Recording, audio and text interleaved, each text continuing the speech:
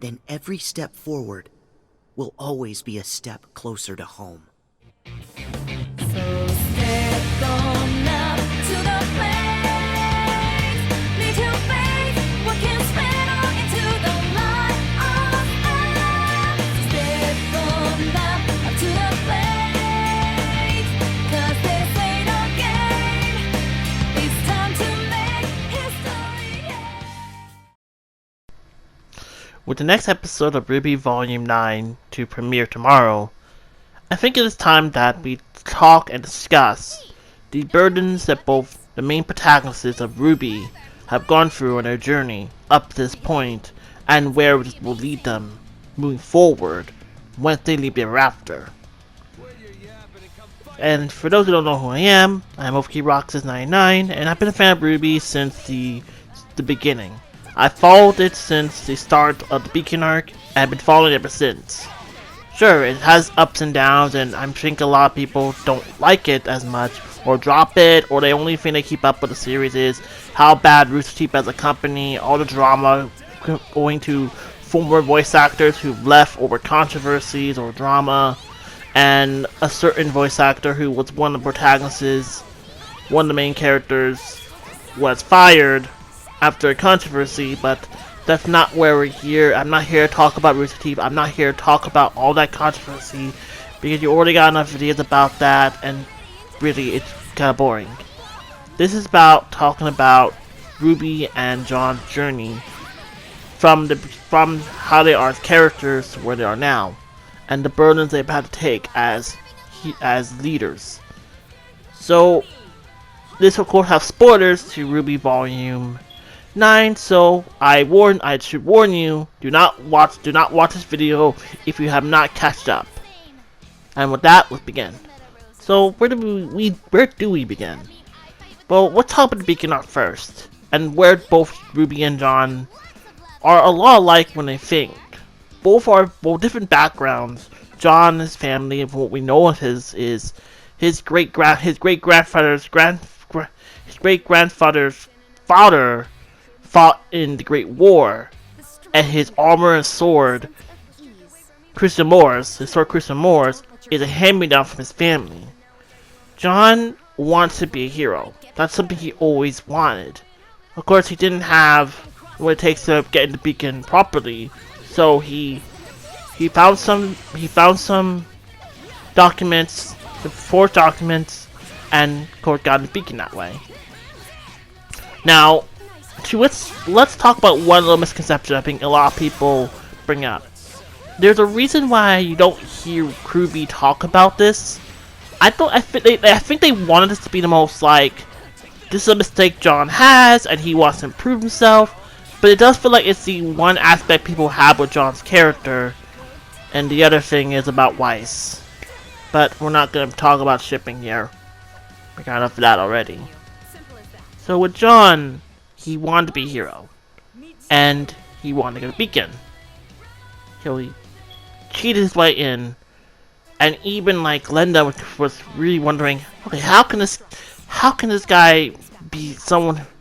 How can this guy be someone who can actually be this good? Could be even good, be going to school. But obviously, Osmond knew that John may have cheated his way in, but he still has potential in him to let slide. And good thing too, because John does have potential.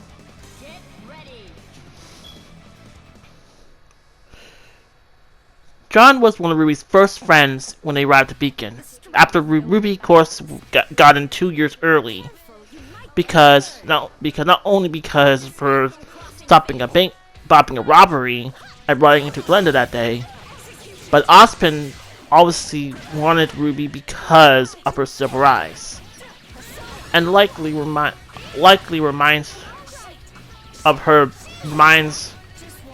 of Summer, her mother. The two, of course, met after RWBY basically became a creator, and John is basically known to be Violent Boy. The two started to get along. RWBY was able to make at least one friend in Beacon already, after basically pissing off Weiss and Blake just walking away at time. Of course, Ruby didn't know where to rely on John's skills, so she didn't know she wanted to be a partner with him. She, of course, ran back into Weiss, who at least went between Juniper, John, or Ruby. She chose Ruby, not realizing that she basically made a partner for life. Ruby wanted to at least prove herself that she is more capable just because she's a kid. And as the fight against the Deathstalker and the Nevermore, Ruby shows that with her crazy plan that worked, and shows that she has what it takes to be a strong huntress.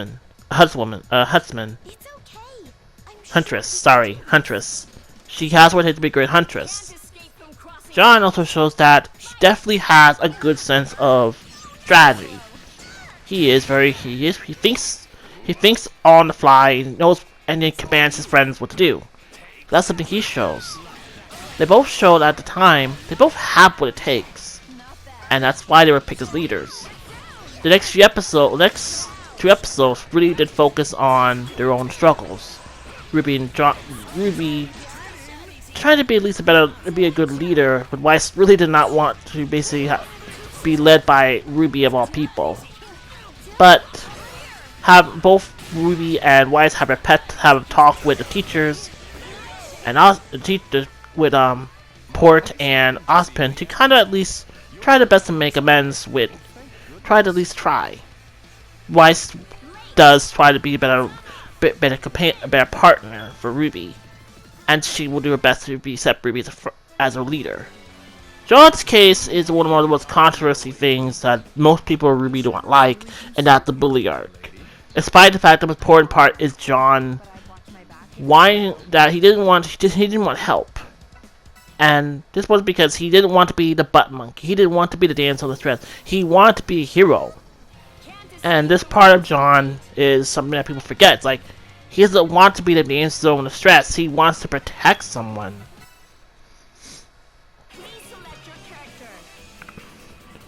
So, of course, John's secret about being cheated, speaking with her by Card Winchester, who's kind of a bit of a bully in school, even to Velvet. A upperclassman at the time. We didn't know much about coffee at the time. So, long story short, the John stuff. John stood up to Cardin. Pyrrha helped John defeat Ursa, and John decided to take Pyrrha's offer about training him, which cemented the relationship between these two. And this really just started the relationship between John and Pyrrha, whether it's not really a romantic one.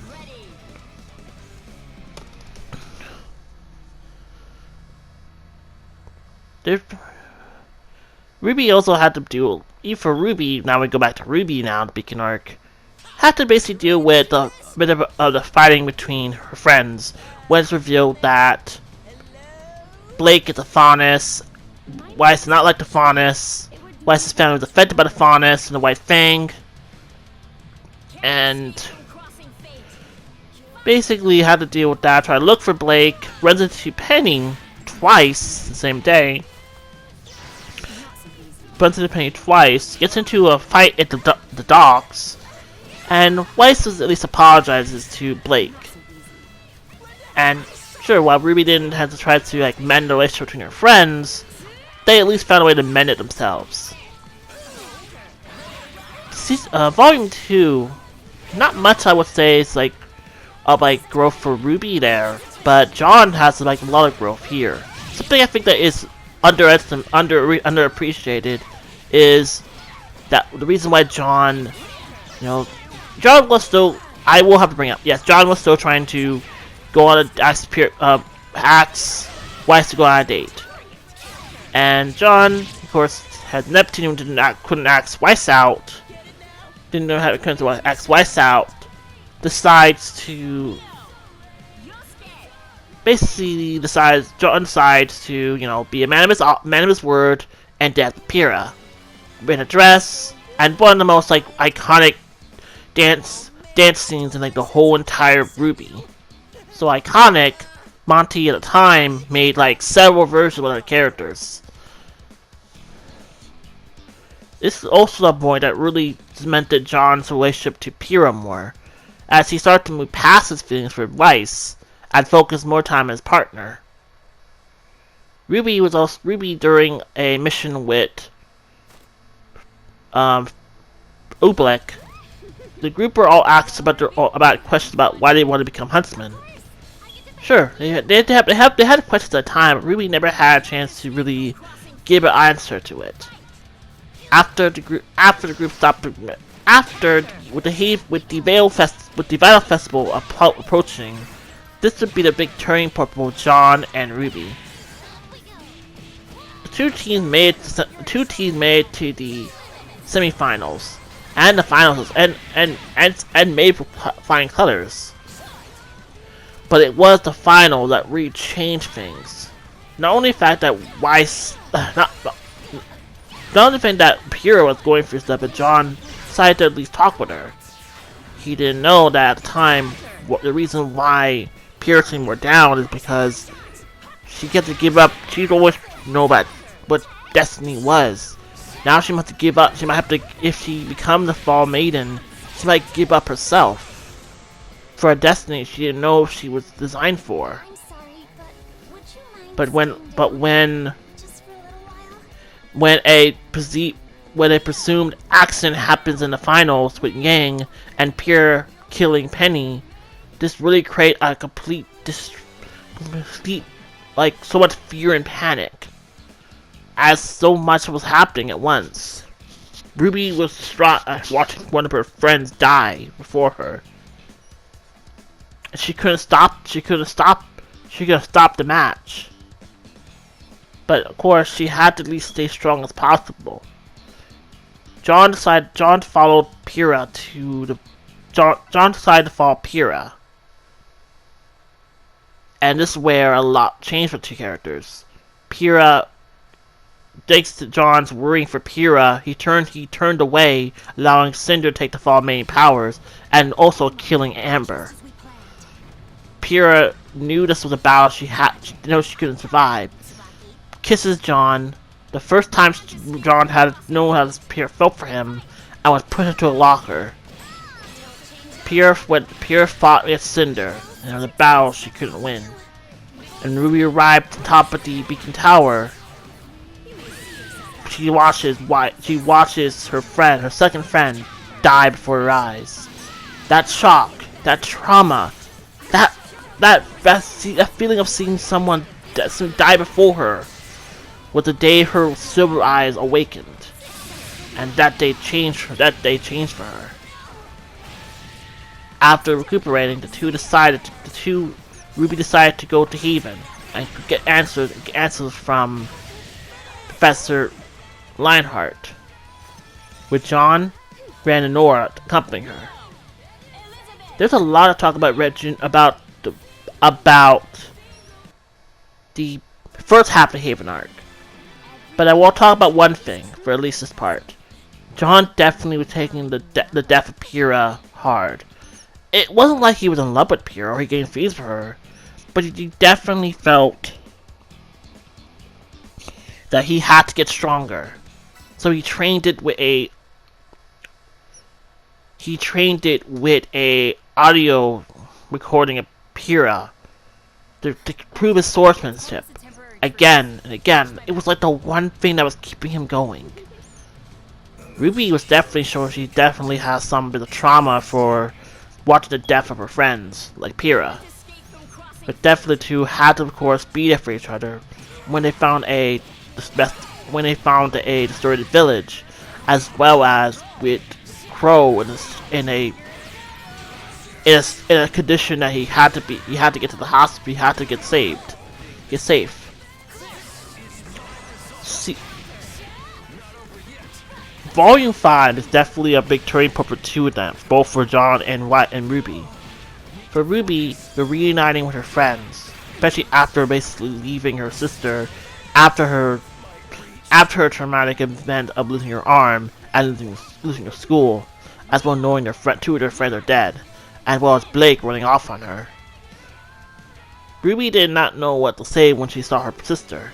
She basically didn't have a, she basically barely talked with her when they were back at Patch, and worried that she was gonna be mad at her. But she felt her embrace and know that she was happy to see her. Once Yang, of course, things were basically a lot to take in. The two groups learned about the maidens. They learned about magic. They learned the fact that Crow and Raven are turned to birds. And Joanna was already having some bit of distrust for Crow and also Ozpin after what he learned. But he was starting to get more skeptical. He was getting more skeptical. He was not trusting them a little bit. When members of Team RWBY and Juniper went to go and also Crow and Oscar, who's also joined them, went to go see Lionheart, they were ambushed by Raven, and seemed like it was all the truth. They learned the truth that Lionheart sent out every single huntsman in Haven to their deaths. And of course, they learned ambushed by members of Salem's court. Cinder, the person who killed Pyrrha, as well as Emerald, Mercury, and also Hazel. Emerald in particular, the ones whose illusions screwed with Yang and Pyrrha that day. Of course, John was furious. He was confronted with Cinder. He let his own angered rage blind him for a moment. He attacked at first, as Cinder was just screwing with him, not even remembering him. The group were basically struggling to even fight properly, until Cinder threw her weapon at her target, almost wounding them. That was Weiss. Someone John at least called a friend. It was clear that we don't know where John and Weiss' friendship are like now, post Season 2, Volume 2. Given that obviously Weiss has John's contact number, I imagine that it was more. I go on like a headcanon that RWBY told Weiss to give the number to all members of Juniper, just in case anything happens. And of course, that number she did have. John was devastated, watching another one of his friends die. And of course, that was the day John lost semblance, and was able to use his aura to allow Weiss to heal her wounds, and also boost her aura, allow her to use it to get get a little bit of the upper hand in the battle. John was able to at least save one person. As they get to Atlas, there was a lot of things that happened for both of them. John dealing with the fact of learning about Salem, the truth about Salem. RWBY, of course, having tried to keep her group together when they're in the whole Broadway Farm situation, and John pretty much getting mad at Oscar, who is Ozpin's host. But I think it would always be the Atlas arc that really changed these two characters. So much happened after the election. Penny getting framed. Seems that their enemies in Atlas.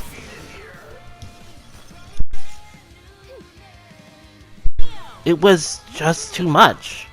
Then I would learn that they lied about everything, but they lied to him. So much was happening so fast. The group were fighting Aesop, someone they thought they were friends.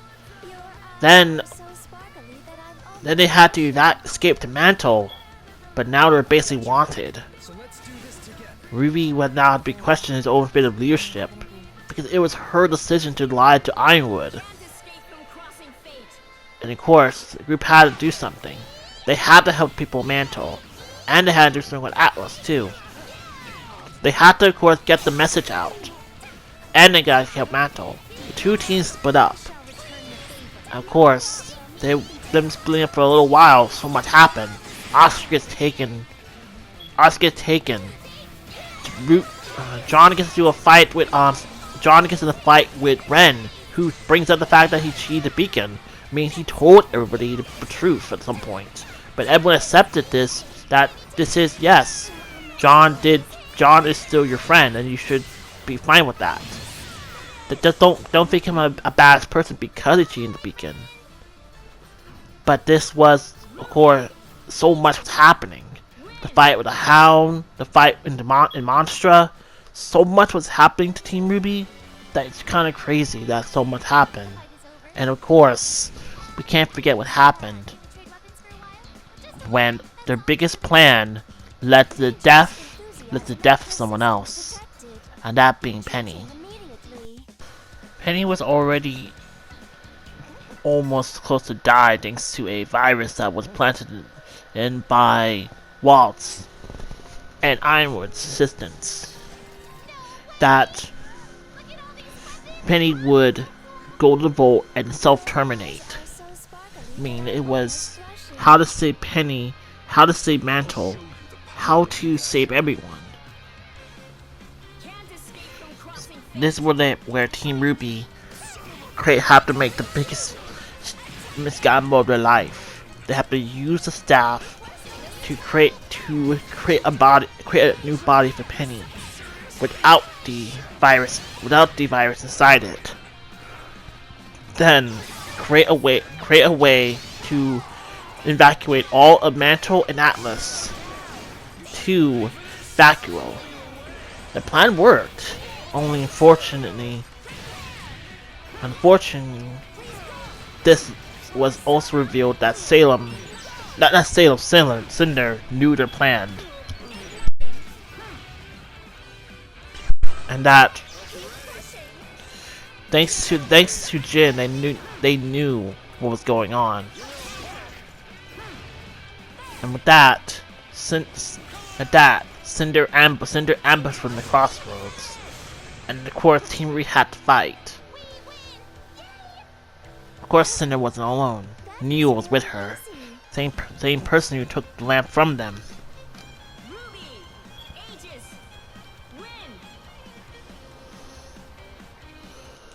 And of course, one by one, members of Team RWBY all fell from the crossroads, presumably have died. Dangerous enthusiasm and persistence detected. Retreating immediately. And of course, when John was the last to fall, after basically the one who had to take Penny's life, something he did not want. He wanted to save Penny. He wanted to use his power to heal her. But Penny told him to kill her so she can give her powers to Winter. And he had to. Winter was also in danger. John had to take someone's life, and that burden was with him for almost those 10-20 years.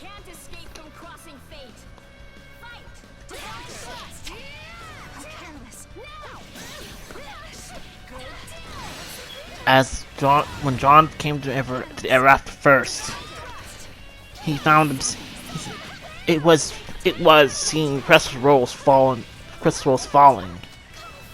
When John grabbed something, time went backwards, putting John backwards in time to time when two other remnant residents came to Ever After 2, that being Alex and her brother Lewis. Because of that, John learns that he is the rested knight that was known in the fairy tale, the girl who fell for the world.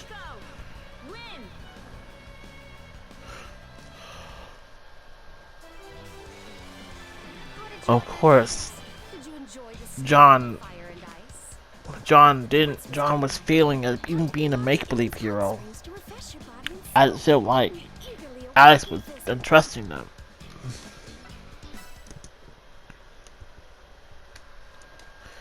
John was then poisoned by Alex, and Alex likely had had sacrificed her brother Lewis to escape. John was now left alone again, almost to the brink of death. Of course, he was found by the JNPR took him to paper pleasers, and John was able to recuperate, becoming the hero of these afterends.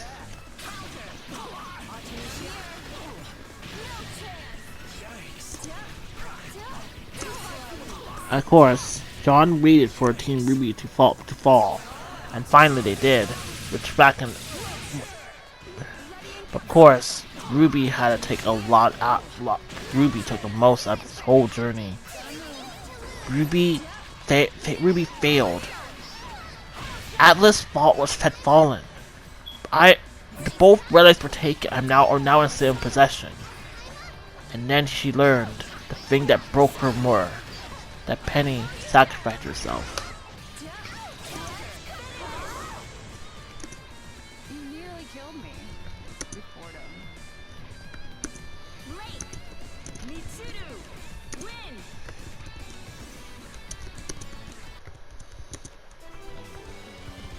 Unquail.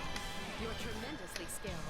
You would get RWBY was now broken. to think someone like you The optimistic person she was had changed the last couple of days. to do. RWBY was not alright, and it seems like her friends could tell she wasn't alright, but they were always distracted. As they gone through much of their journey, even ran into Curious Cat. The thing that was really affecting RWBY the most was after the meeting the herbalist, and she spoke to herself. I think that moment was the point where RWBY was really broken. What are you? Of course, after the run with the herbalist, Team RWBY did need the rest of Team RWBY did need to find a way to return to normal size. RWBY, of course, had to look for the last ingredient they needed at the marketplace. And of course, that is where she encountered the blacksmith. The conversation they have with the blacksmith, and RWBY finding Penny's sword, but then turned to Alex's dagger, and even some weapon that reminiscent of her mother. And then of course, when they get the last ingredient, RWBY gave up her mother's emblem. The last bit of summer that probably was important to her, she gave up. It's like RWBY was giving up parts of herself. It was like RWBY could do much, she didn't have her weapon. And of course, they ran into the rest at night, to reveal to be John, much older. It seems like that the years were not kind to him, seeing the white in his hair. It seems like he's changed from the John they know. Then, of course, learn the truth about the tree and how dangerous it might be. At least till then, John was able to re-find Crescent Rose and kept it safe. But it was like RWBY didn't want that weapon. She just couldn't. It's like she didn't look happy to have it back. And of course, the most recent episode, the breaking point for RWBY. Let's try a speed for this one. It was clear RWBY was not in her right headspace anymore. She was forgetting to grab her weapon. She couldn't fight. It was clear she was having some serious PTSD. She was thinking back to her fight to the back of the crossroads, seeing Cinder's face, seeing Penny's face, seeing Salem's face, and because it was Salem's words about her mother that were starting RWBY to break. And of course, John wasn't doing okay either. John was obviously not mentally okay, and a lot of it comes from the trauma of killing Penny. Come to the wanting to be a hero, So he basically played hero for the paper pleasers, even though the paper pleasers clearly wanted to ascend, but John prevented them.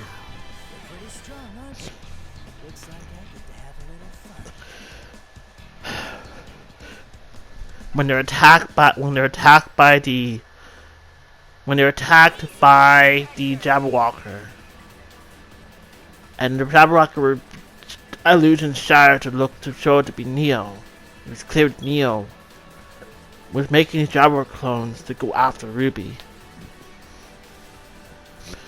John gives back Ruby her crescent rolls, berating her as, "I don't know you don't want to care.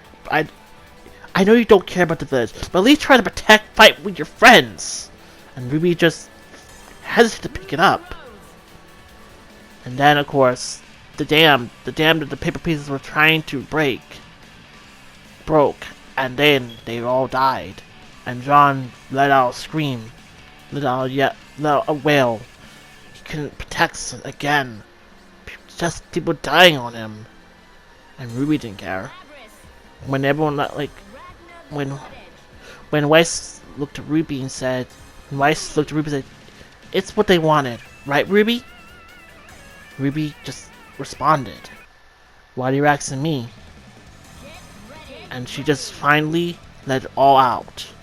That why she had to be the leader. That everything, be positive, smiles all around. Maybe we can finally get our feelings. Good for you, by the way. We're so happy for you. Ruby was letting it all out. How she been feeling the past few days. Her time ever after. She finally reached her breaking point. And then she said this that upset John. John was already at his own breaking point. "Oh, I'm sorry. Are we supposed to be mourning? John, make believe friends?" And that pissed John off. "They're dead because of you. The Jabberwockers came because they were after you. Because Neo hates you!" And let it all out how he felt. That it was because of Ruby's plan. And why they were never after.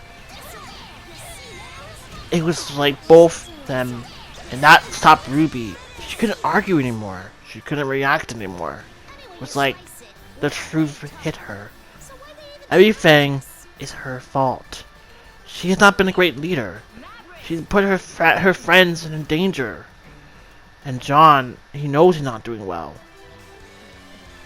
Both John and Ruby, both protagonists, know they have made mistakes. John isn't mentally well. He would remember the Pepper Please after everyone he knew. Ruby has lost that will to fight.